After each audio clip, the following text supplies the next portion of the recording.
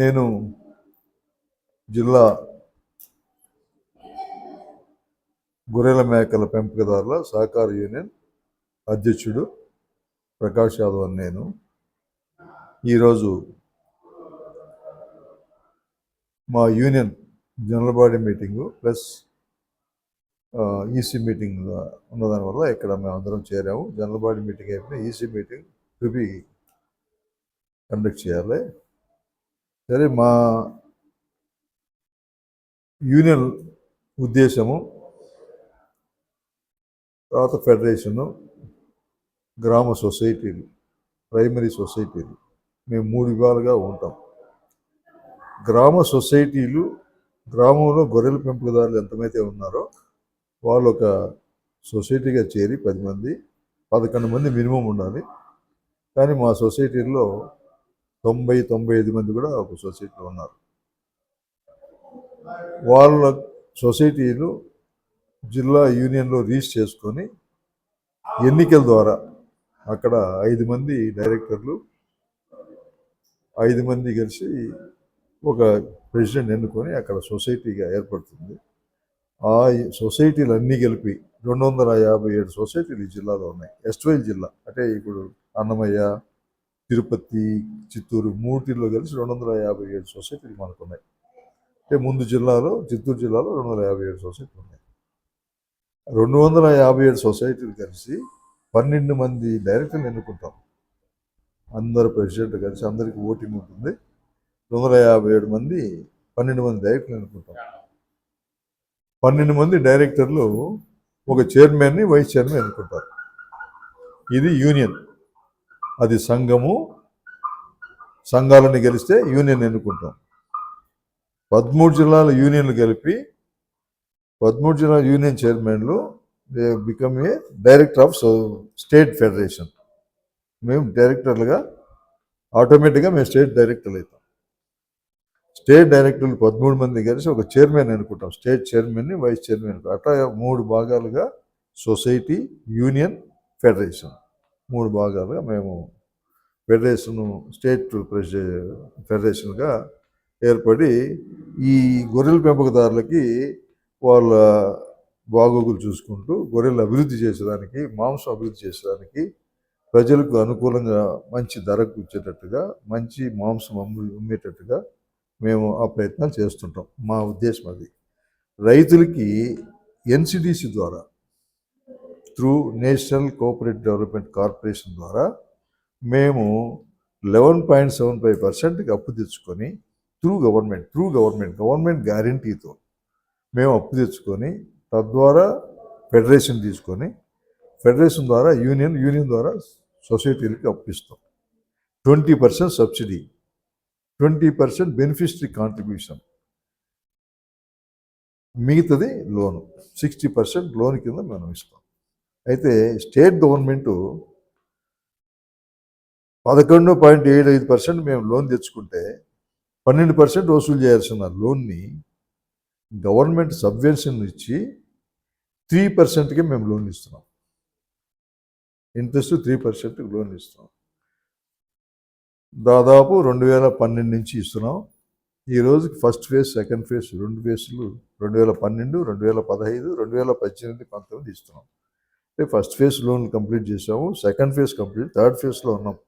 Third ఫేజ్లో కూడా ఇంకొక 1 ఇయర్ అయిపోతే అది కూడా కంప్లీట్గా వసూలు చేసి కట్టేసినట్టు అయిపోతుంది. అంటే మనం డబ్బులు ఇస్తున్నాం, తిరిగి వసూలు చేస్తున్నాం. ప్రాంప్ట్గా మనకు డబ్బులు వసూలు చేస్తున్నాం. వాళ్ళు కడుతున్నారు కూడా.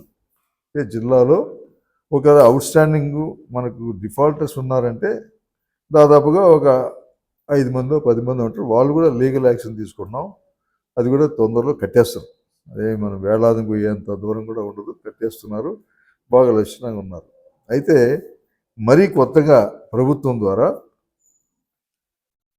ఈ పశు వైద్య ఔషధి కేంద్రాలని సెంట్రల్ గవర్నమెంట్ అఫిలియేషన్తో అప్రూవల్తో ఇక్కడ మళ్ళీ ఈ జిల్లాలో అంటే రాష్ట్రం మొత్తం పైన పెడుతున్నాము. దాంట్లో ఈ జిల్లాకి మొత్తం ఎస్ట్వైల్ డిస్ట్రిక్ట్ 19 మనం ఇప్పుడు సెలెక్ట్ చేసాం. 19లో చిత్తూరు ఒక 5, తిరుపతి 7, అన్నమయ్య 7, అంటే మొత్తం 19 చేసాం. యూనిట్ కాస్ట్ వచ్చి 4 లక్షల రూపాయలు.